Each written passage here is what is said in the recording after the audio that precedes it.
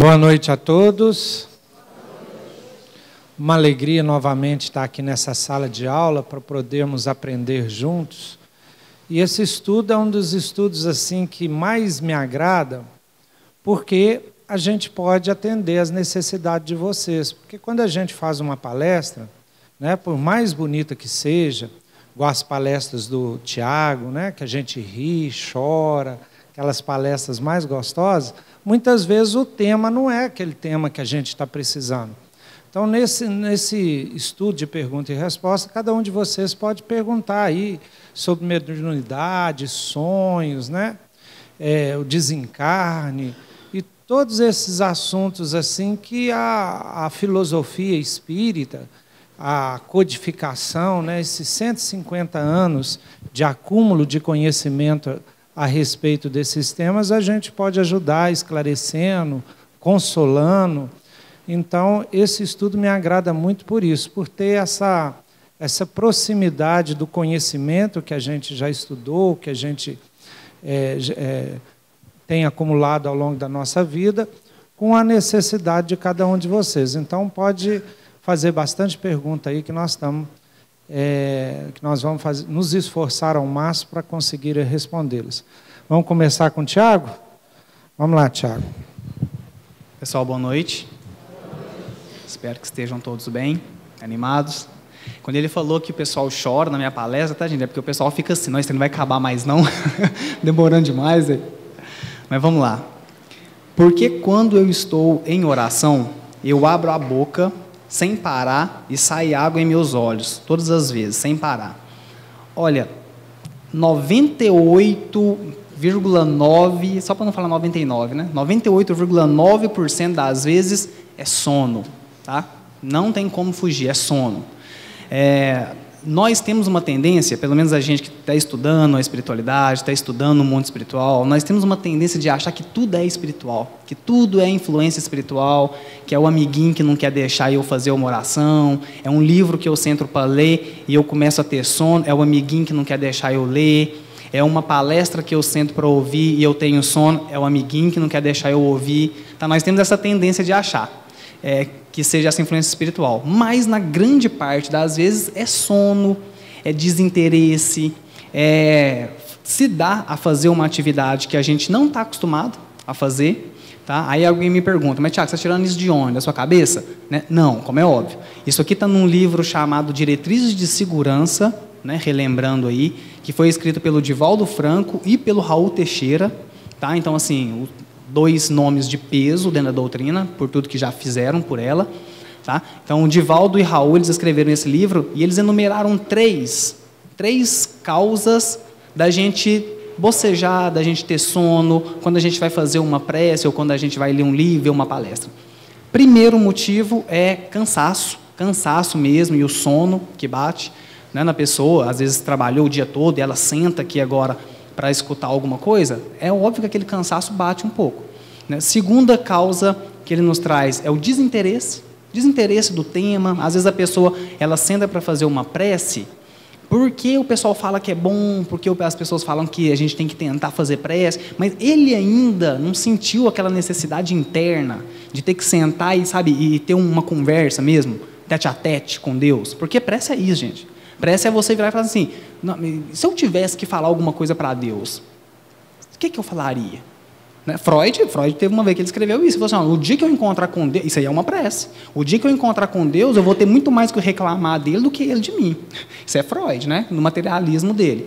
Então primeira coisa para você fazer uma prece é o seguinte, se você se encontrasse com Deus, agora aqui vamos trazer ele para uma personalidade humana, é óbvio que a gente sabe que não é, mas e se você se encontrasse, o que você teria para dizer para ele?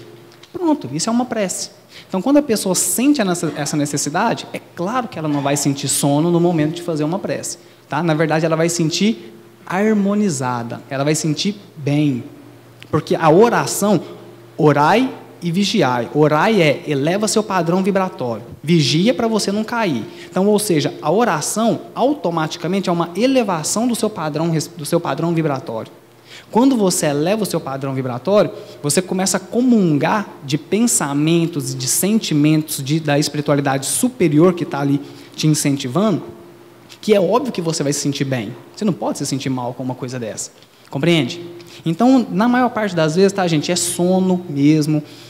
A Anete explica isso muito bem. Né? Uma pessoa que malha, por exemplo, por que ela cresce o músculo? Porque ela exercita, aquilo ali aumenta a circulação, aumenta nutriente, o músculo, a célula muscular atrofia, hipertrofia, e ela fica, não é, ali forte. O nosso cérebro, é óbvio que ele não cresce assim, ele não hipertrofia. Mas quando você vai estimulando certas partes dele, no sentido de estudo, no sentido de orar, você aumenta, como é óbvio, a circulação sanguínea naquele local. Quando você se coloca a fazer uma atividade que você não é habituado a fazê-la, como tem menos circulação naquela área que irriga essa parte, que toma conta, né, dessa parte de meditação, da oração, a pessoa ela vai sentir um sono natural. Isso é natural, é diminuição de circulação, de oxigênio.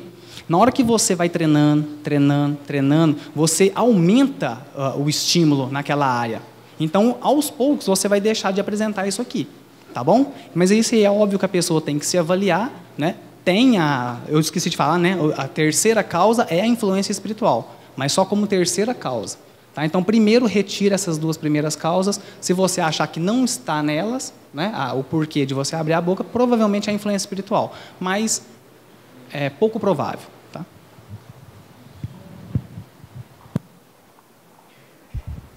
Boa noite, gente. Muita paz a todos. A primeira pergunta é possível conhecer meu mentor espiritual sem eu ser médium? Isso é uma coisa interessante porque todos nós temos essa curiosidade, né? Todos nós gostaríamos de saber quem que é o nosso mentor, né? E nós estamos tão acostumados com nomes e principalmente com aquilo que acompanha os nomes, né? Que muitas vezes a nossa curiosidade vai além. A gente quer saber se o mentor espiritual é uma pessoa ou foi uma pessoa importante aqui na Terra, né? Dada a nossa condição ainda de vaidade, de orgulho, né? De presunção que nós temos. Então, na realidade, ter condição da gente saber quem é o nosso mentor espiritual, nosso anjo, guardião, responsável pela a nossa reencarnação, ter condição tem sim, mas qual que é a real importância que isso tem para nós, né? Então, na verdade, para a nossa estadia aqui na Terra, isso pouco importa. Importa muito mais o que eu posso fazer para estar sempre em sintonia e permitindo que o meu mentor espiritual possa me auxiliar. Isso é o que importa. Não importa se ele é José, se ele é Francisco, né? Se ele é João, se ele é Maria, né? Isto não importa.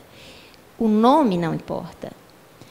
O que importa é a relação que eu estabeleço com o meu mentor espiritual, no sentido de permitir que ele me auxilie através da sua boa influência. Então, eu preciso tomar o hábito de orar sempre, quando acordo, quando vou dormir, às vezes durante o dia, no intervalozinho do almoço, que eu tenho um momentozinho que eu posso fazer uma reflexão, fazer uma leitura do Evangelho, para que eu consiga manter o meu equilíbrio interior, permitindo com que o meu mentor espiritual esteja sempre ao meu alcance, sintonizado com ele, né? Porque ele tem todas as condições de estar conosco a hora que ele achar necessário. O problema é exatamente quando nós não estamos em condição de estar com ele, oferecendo a ele a possibilidade de nos trazer a intuição daquilo que é importante para a trajetória da nossa vida, né? Então, no meu ponto de vista, poder saber, sim, nós podemos, isso poderá ser informado para a gente. Necessidade de se saber? Questionável, né? Mais importante que isso é nós aprendermos a estar em sintonia com ele.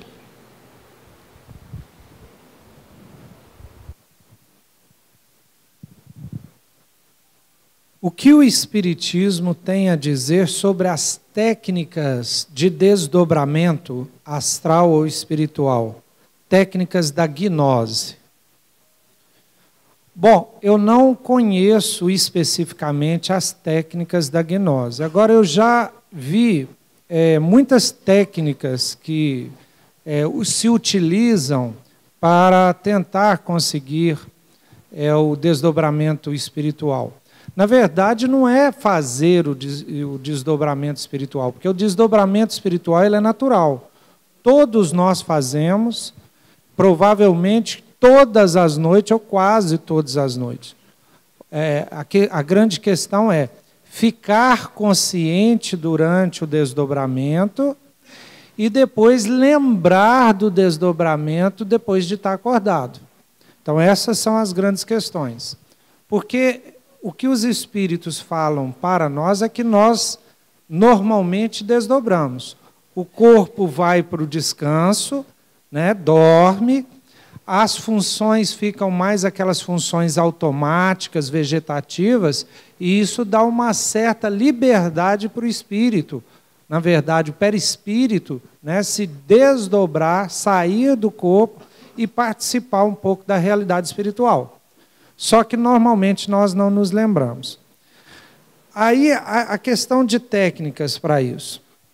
A gente tem que tomar muito cuidado. Técnicas predispõe o seguinte, uma metodologia, alguma coisa para eu conseguir isso. Então, há técnicas e técnicas. O que eu quero dizer com isso? Por exemplo, vamos dizer que o meu objetivo seja emagrecer, só para a gente ter um exemplo com o lado físico. Se eu quero emagrecer, a técnica, a ciência da medicina já te dá. Ter uma alimentação saudável, né, diminuir o excesso de alimentação que produz gordura, e exercícios físicos. Isso é a técnica para fazer isso. Aí, de repente, você encontra, né, aquelas receitas miraculosas para emagrecer, né? Como é que eles chamam? Dá um exemplo de umas que faz... aquelas que você faz, não sei o que da lua, sopa, só sopa, não sei o que, né? Regime de não sei o que, e vai aquele tanto de coisa assim, você acha na internet e tal, e se você for fazendo essas técnicas, você acaba, talvez até prejudicando a sua saúde física. Então, para o desdobramento, o que os espíritos nos colocam é o seguinte, nós temos que fortalecer a nossa consciência. Nós temos que fortalecer a nossa capacidade de estar consciente das coisas. Porque, por exemplo, vamos só pensar, vocês se lembram do que vocês fizeram hoje? O que vocês acordaram, o que fizeram dentro da casa de vocês? Vocês se lembram do caminho que fizeram da casa de vocês até aqui? Né? A gente muitas vezes fica no automático, no dia inteiro, que perguntar, nossa, se a gente não se lembra do que a gente faz durante o dia de hoje, né, consciente e acordado, como é que a gente vai lembrar daquilo que a gente fez quando o nosso corpo estava dormindo? Está vendo a dificuldade? Como é que a gente presta pouca atenção nas coisas? Né? Ô Mário, você se lembra o que você comeu na terça-feira da semana passada no almoço? Sem chance. Então, veja, a gente é pouco consciente daquilo que a gente faz.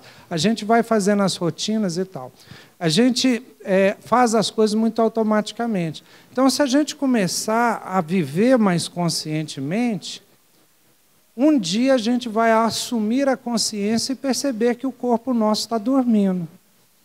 Naturalmente, uma forma natural.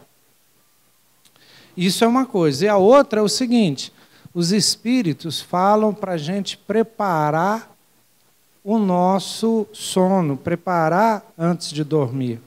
Né, Sr. João? Já ouviu o Sr. João falando isso há muito tempo. Que a gente deve pedir o nosso anjo guardião, né, para nos levar para um bom lugar. A gente fazer uma prece, gostaria de um lugar muito bom, gostaria que, se fosse possível, fazer um curso, ter uma preleção para mim aprender, visitar alguém que já foi para me matar a saudade, ou mesmo ajudar, se eu conseguir ajudar alguém, eu quero ir para ajudar, mas não exigir nada, rogar e pedir e falar, olha, se for possível, se for da vontade de Deus, for da vontade dos meus amigos espirituais, que eu faça isso. Então, você se predispõe a fazer isso, né? É o pedido lá, pedis e obtereis. Então, você pode fazer isso e aí o seu anjo guardião vai te ajudar. Então, o que o Espiritismo recomenda é isso, você fortalecer a sua consciência, fortalecer o seu espírito e também rogar a pedida dos nossos amigos espirituais para isso. Tá? Não conheço nenhuma outra técnica que o Espiritismo recomenda para o desdobramento espiritual. Quando você recebe o passe, a pessoa sabe o que mais você está precisando naquele momento? Exemplo, o problema que precisa ser mais atendido.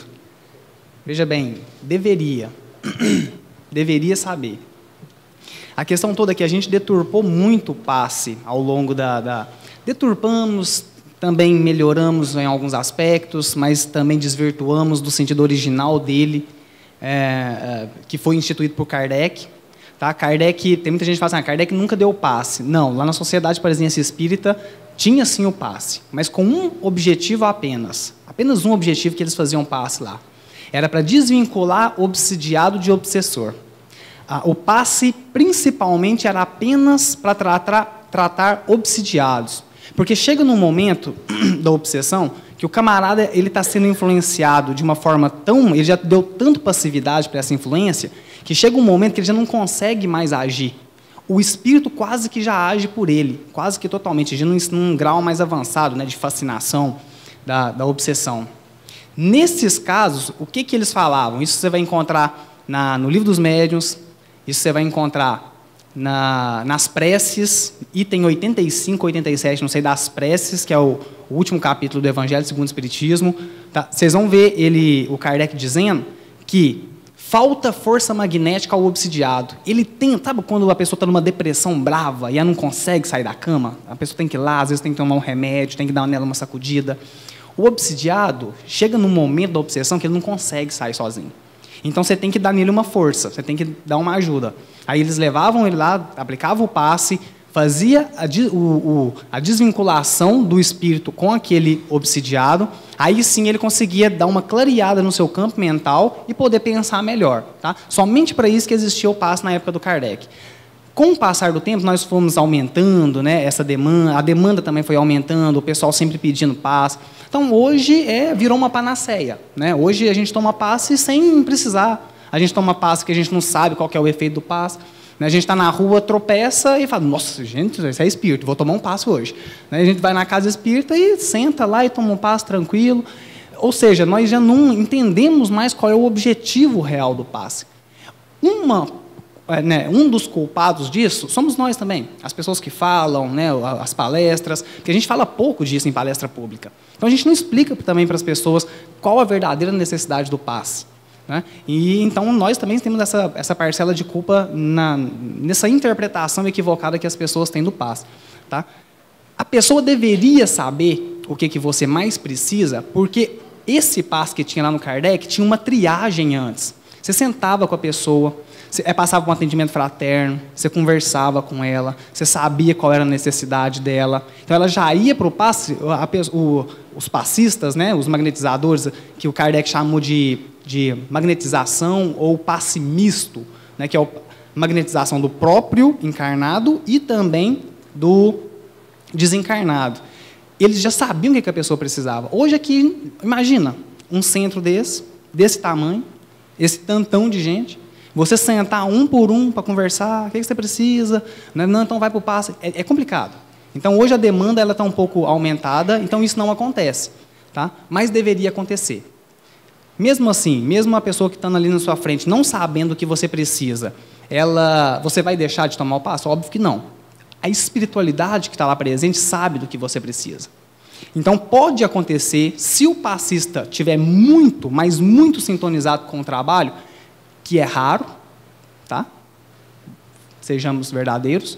Mas se o passista estiver muito conectado com o trabalho, ele pode ser influenciado pela espiritualidade, inspirado pela espiritualidade, e a espiritualidade mostrar para ele, entre aspas, né? Indicar para ele onde ele deve direcionar mais as energias que ele está emanando. Então, isso pode acontecer, aliás, em 100% dos casos isso pode acontecer. Não acontece por causa da nossa desconexão com a espiritualidade no momento do passe. Tá? Mas você que está necessitado pode tomar o passe tranquilo, que se o passista não souber, a espiritualidade vai suprir isso. Só que a gente tem que saber uma coisa, né? Quem é passista aí, eles só suprem porque nós não damos conta do recado. Tá? Porque deveria ser um trabalho nosso. Como a gente não faz, eles não vão deixar a pessoa que está lá sentada continuar necessitada. Então eles fazem o trabalho, mas deveria ser nosso.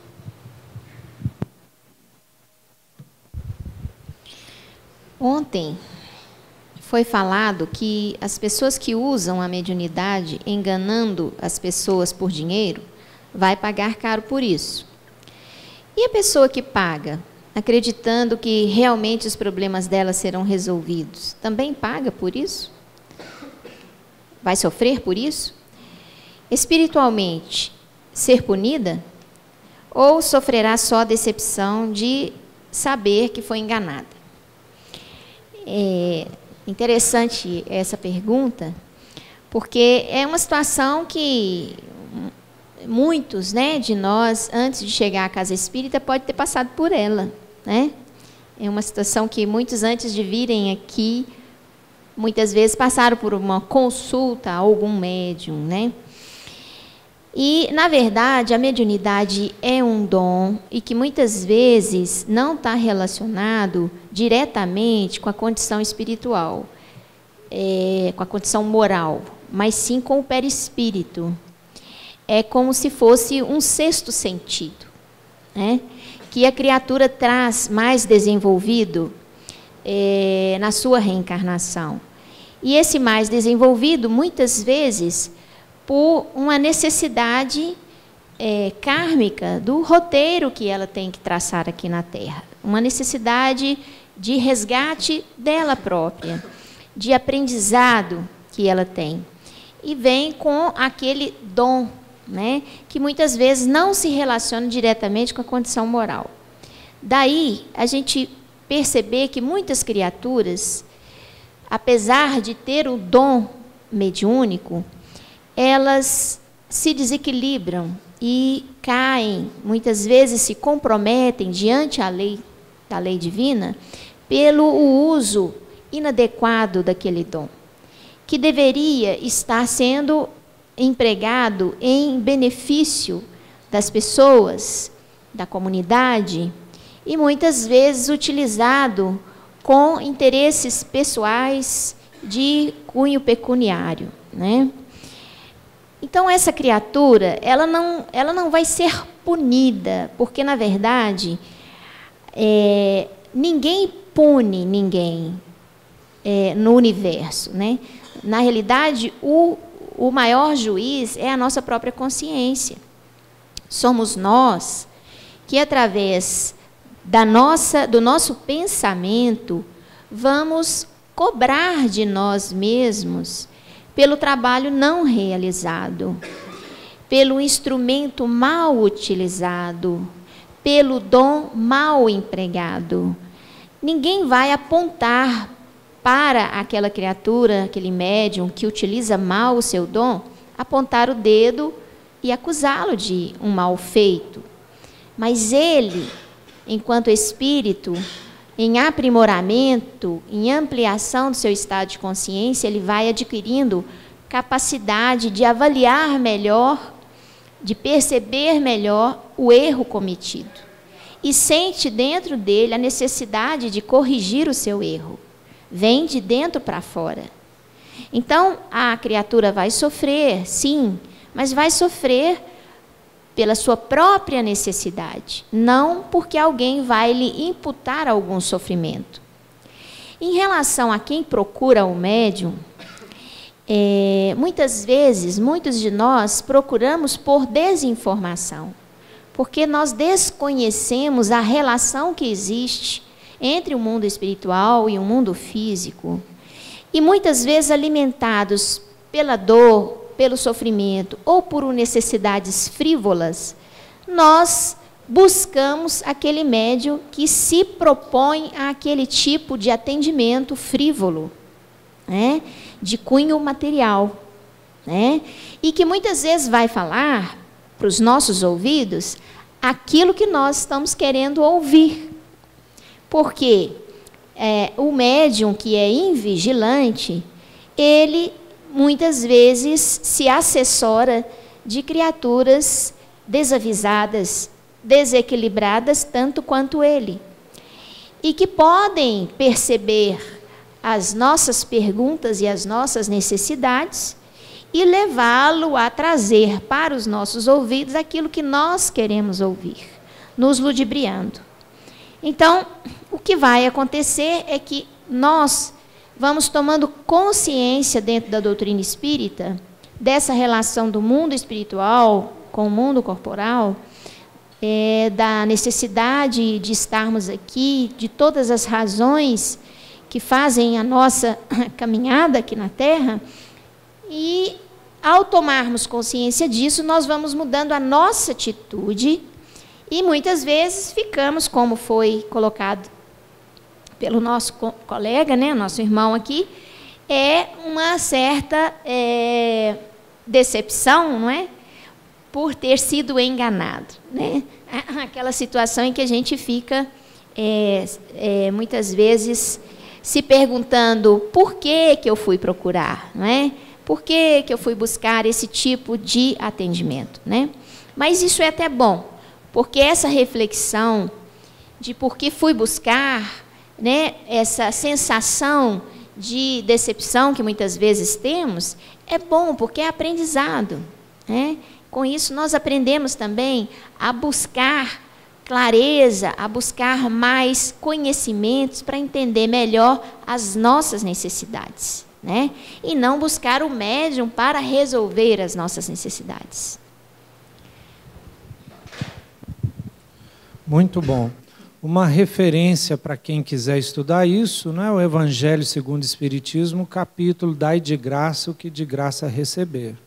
Então é uma instrução de Jesus a respeito da mediunidade, e que Kardec busca se orientar por isso aí, coloca toda a doutrina espírita seguindo essa máxima, todo o movimento espírita seguindo essa máxima. Inclusive, quem não segue essa máxima, igual o movimento espírita inglês, que desde a época do Kardec até hoje cobram pela mediunidade, o número de farsantes, o número de enganação, o número de gente interessado no dinheiro e não na caridade é muito maior, porque aí aparecem aqueles que querem receber dinheiro a partir disso, né? E já aquele que não cobra nada, pelo menos o interesse financeiro ele não tem interesse financeiro de ganhar em cima da mediunidade. Bom, boa noite, sou médium de incorporação. É um nome antigo, Kardec até sugere psicofonia ao invés de incorporação, apesar que pode ser usado também. Me vem na cabeça mensagens que eu sei que não são minhas. Quando estou trabalhando com a entidade, consigo falar a mensagem com facilidade, mas no dia a dia, sou muito tímido e tenho dificuldade de falar um pouco. Como trabalhar isso? Isso é interessante. Isso acontece mesmo, né? Quem é médium sabe que quando está sob a influência do espírito, é muito mais fácil, né? A linguagem sai fácil, né? As mensagens mais lindas. Quando a gente é consciente, então, aí a gente fica ali bebendo aquelas mensagens também, saboreando e ouvindo o que a gente está falando, sem esforço nenhum. Então é uma coisa muito boa. Aí, quando a gente não está com essa influência, ou quando a influência é menor, que a gente só escuta aquela intuição assim, e a gente tem que falar, principalmente quando a gente está num lugar que a gente não pode dar vazão, ou ou simplesmente que a gente sabe que tem que passar aquela intuição, não vem aquela facilidade toda.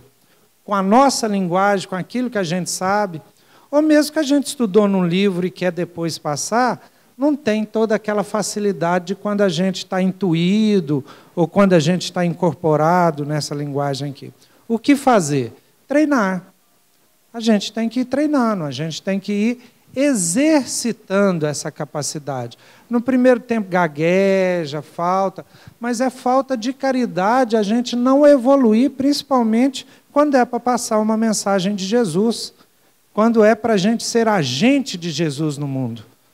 Hoje a gente precisa ser agente de Jesus no mundo, não apenas fiel. Eu acredito que fiel a Jesus, ou seja, ter fidelidade aos ensinamentos de Jesus, a grande maioria já conseguiu. Agora, ser agente de Jesus no mundo é que é difícil, que é agir como Jesus agiria, que é ser agente do amor no mundo. Isso é muito difícil, porque ser agente no Jesus no mundo é seguir o que Jesus ensinou. No Sermão da Montanha, o cara te dá um soco, você não revidar com o soco e até oferecer a outra face. É alguém te roubar a túnica e você oferecer, não, leva também a blusa, o boné, né, o sapato, pode levar. É alguém que te obriga a caminhar com ele 1.000 metros, você vai e caminha mais 2.000. Quer dizer, quem hoje dá conta de fazer isso no mundo? É muito difícil. E ser agente de Jesus no mundo é isso. Então nós temos que exercitar, passo a passo, vagarosamente, treinar.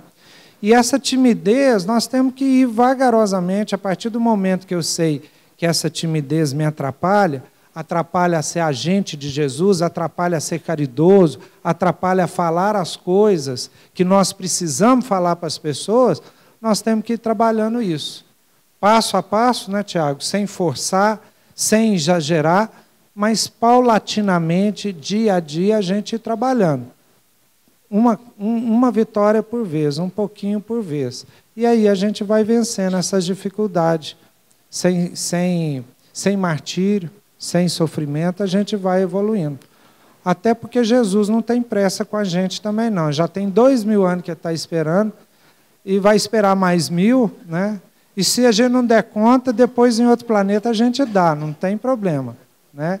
Um momento a gente dá conta de superar as nossas dificuldades. Sempre fico indignado e muitas vezes com ódio de pessoas que assaltam, roubam, matam, etc. Devo controlar esse sentimento ou ele é natural? Nossa. Bem, a palavra natural aqui, ela vai ter 2 sentidos, né? Se a pessoa quis dizer que se esse sentimento é natural, no sentido de ele é aceitável, né? É aceitável, isso faz parte até da nossa vivência aqui, ter esse tipo de sentimento. Agora, ela pode ter a conotação de natural, a acepção normal dela, vamos dizer assim, que é aquilo que vem da natureza. Né? Se for nesse sentido, é óbvio que não. Tá? É óbvio que não é natural, porque não é da nossa natureza. O ódio, ele nunca é da nossa natureza.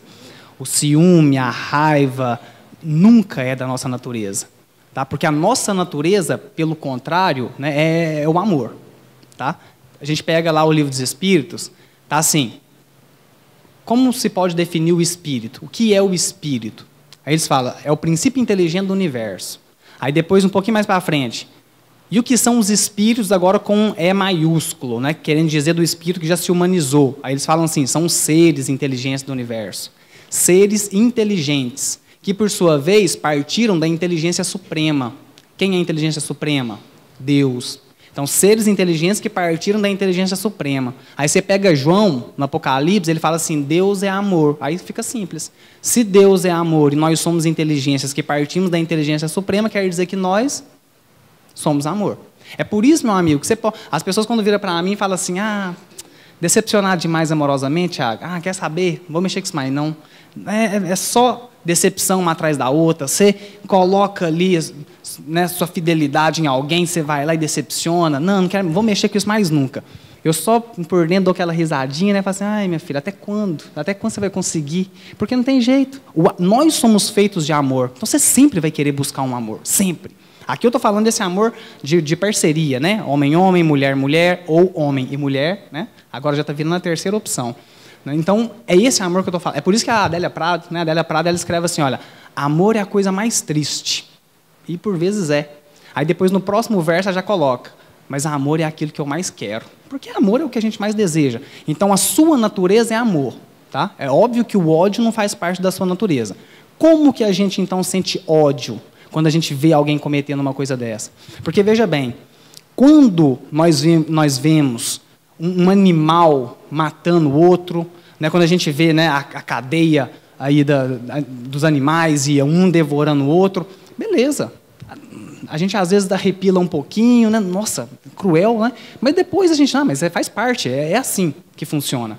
Agora, quando você vê um ser humano, né, um homo sapiens sapiens, cometendo algo, o que essa pessoa cometendo aquilo fala sobre você? Ela é um ser humano que cometeu uma atrocidade. Ela está virando para você e falando assim, filho, você também é capaz de fazer isso. Eu sou ser humano e eu fiz. Eu matei, eu estuprei, eu fiz isso e aquilo outro. E se você é da mesma espécie que eu e você está me observando, é óbvio que você também tem esse princípio aí dentro. E que se você não vigiar muito, você também é capaz de fazer. É por isso que muitas vezes a gente repele. Então, quando a gente vê alguém matando o outro, a gente repele e às vezes a gente julga, porque ele está demonstrando para mim que eu também sou capaz de matar alguém. O outro, gente, ele só serve para ser um espelho na sua existência. Só para ser esse espelho. Então, você sente raiva, você sente ódio, porque você ainda não trabalhou em você a aceitação de que você também é capaz de cometer uma coisa dessa. Na hora que você começar a perceber que essa raiva também pode estar dentro de você, e que se você não vigiar muito, tem hora que você sai querendo quebrar tudo mesmo, na hora que você passar a aceitar isso, aí é a hora que você começa a trabalhar esse sentimento. Porque se você negá-lo, você nunca vai chegar nessa conclusão de que você também é capaz de fazer aquilo, de que você também tem essa possibilidade de fazer. Então, por isso que a gente rechaça, por isso que a gente aponta. Com quem que a gente vai aprender? Né, a questão do criminoso, né, o que a gente está vendo aqui agora. Teve uma quarta-feira que a gente estava estudando isso aqui no Evangelho, né, que é a questão, e o criminoso? Eu devo defendê-lo? Eu devo rechaçá-lo? É a mesma coisa, né? Eu sinto ódio de alguém que comete uma coisa dessa. Como é que a gente deve agir? Aí o exemplo está em onde? Em Cristo, como é óbvio. Na hora que Cristo pega uma mulher em adultério, ela está indo contra a lei. Ali, ó, você pode encaixar ela em qualquer dessas partes aqui. Ó, ela está indo contra a lei. O que Jesus faz? Ele defende. Porque ele sabe que naquele momento ela fraquejou. Então ele vira e fala, olha, aqui que estiver sem pecado, atira a primeira pedra. Nesse momento, Jesus estava defendendo uma criminosa, e ele só estava dizendo para todo mundo que eles também têm defeitos, e que eles também podem fazer aquilo. Compreende? Compreende? Isso aqui advém, gente, ó, da nossa má interpretação de lei de causa e efeito. Sabe? A gente ainda interpreta muito mal.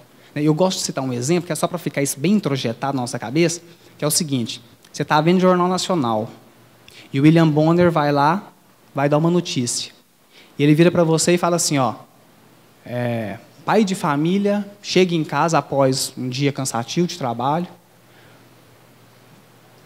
estupra a esposa, mata a esposa, estupra o filho, mata o filho, estupra a filha, mata a filha, e depois de tudo isso se suicida. Se em algum momento passa na sua cabeça assim, olha, que pena que suicidou. Devia ter ficado vivo, que era para ir para a cadeia, para chegar na cadeia eles fazerem com ele a mesma coisa que ele fez com a família. É o ódio ao criminoso. Se em algum momento isso passou na sua cabeça, é porque a sua visão de lei de causa e efeito está totalmente deturpada. Totalmente deturpada. Porque você ainda acha que a pessoa precisa de passar pelaquilo que ela causou para o outro para aprender. E é óbvio que a gente não precisa. Tá? É óbvio que a gente não precisa. Então você precisa de sentar e de observar um pouquinho qual é a sua interpretação de lei de causa e efeito. Tá joia? Tiago, deixa eu dar um pitaco na sua resposta, que me entusiasmou, fiquei aqui. Primeiro, um paradoxo, né? O William Bonner conta essa coisa aí, que eu nem vou repetir, aí depois fala assim, boa noite. Que coisa, né? Deseja boa noite depois de espalhar uma notícia dessa. E a segunda é o seguinte, me lembrei de uma frase de Kant, o filósofo alemão, que ele fala assim, quando um homem cai, a humanidade inteira cai com ele. Eu lembrei dessa frase quando você estava falando, e é realmente isso. E ele falava isso por causa de questões éticas. Porque quando você faz algo errado, como você é homem, você dá direito a qualquer homem de fazer a mesma coisa. Seja passar um sinal fechado. Quando você passa, que direito você tem de cobrar alguém que não faça aquilo também? Você fez, ora bolas. Ele é ser humano, né? Então, o princípio da reciprocidade. E o mais legal dessa questão aí de, será que isso é natural? Pode ser natural na nossa faixa evolutiva, onde nós temos mais sintonia com a violência e com o ódio. Agora, é necessário mais coragem para a gente vencer essa fase evolutiva e buscar uma fase melhor, onde a gente tenha mais sintonia com o perdão e com o amor. Não faz parte da gente ainda. Faz parte ainda, talvez, o desejar a violência ou a vingança. Mas os seres superiores, os espíritos superiores que nos orientam, fala que o caminho não é esse. Né, Mário? O caminho é, como Jesus ensinou, bem-aventurado os pacíficos. E bem-aventurados os pacificadores.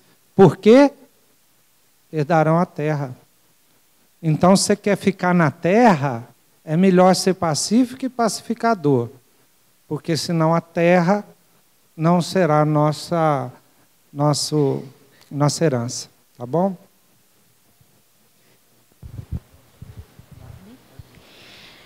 Boa noite. Em qual nível espiritual está Emmanuel? Bom, eu quero aproveitar, então, o gancho dessa outra pergunta para entrar nessa aqui, né? Porque eu acho que tem uma certa ligação. Na verdade, eu não saberia dizer em qual nível espiritual. Eu saberia dizer que Emmanuel já fez muitas conquistas evolutivas, né? Está muito além daquilo que a gente conhece de espírito evoluído, né? Fez muitas conquistas, mas ainda está comprometido com a humanidade, tanto é que no nosso simpósio que teve de ética e espiritualidade, foi citado inclusive do retorno, né, de Emmanuel ao planeta Terra. O Chico partiu e agora Emmanuel volta, né? Que eles ainda têm um trabalho longo pela frente como dupla, né? De trabalho em prol da humanidade. Então, sem dúvida nenhuma, Emmanuel é um espírito muito mais evoluído do que a maioria de nós que estamos aqui, né? Mas a gente sabe que as diversas são as categorias de espíritos, né? Então, nós temos os espíritos ignorantes, né? Nós temos os espíritos sofredores, né? Nós temos os espíritos que estão numa fase ainda de equilíbrio, que não são espíritos maldosos, né? Mas que ainda têm algumas dificuldades, algumas deficiências morais. E a gente tem os espíritos superiores, né? E o que difere, basicamente, essas diversas categorias de espíritos?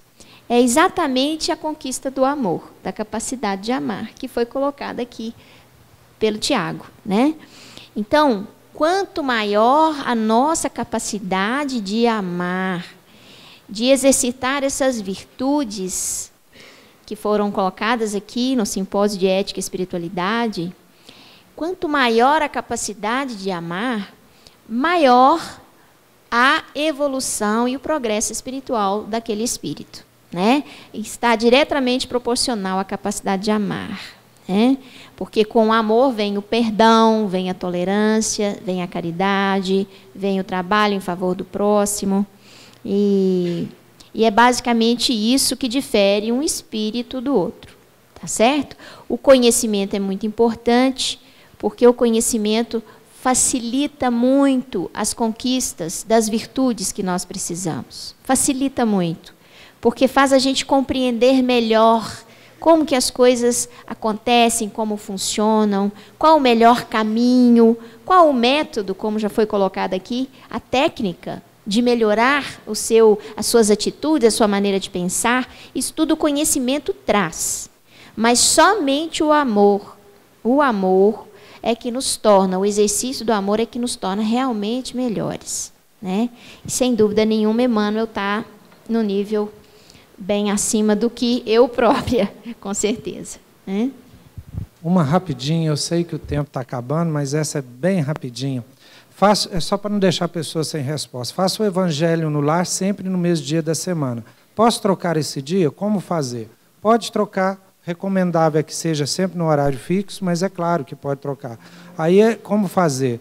Na reunião, você avisa em reunião, ó, a partir de semana que vem, nosso Evangelho no Lar vai mudar o dia ou vai mudar o horário e passa a ser tal horário.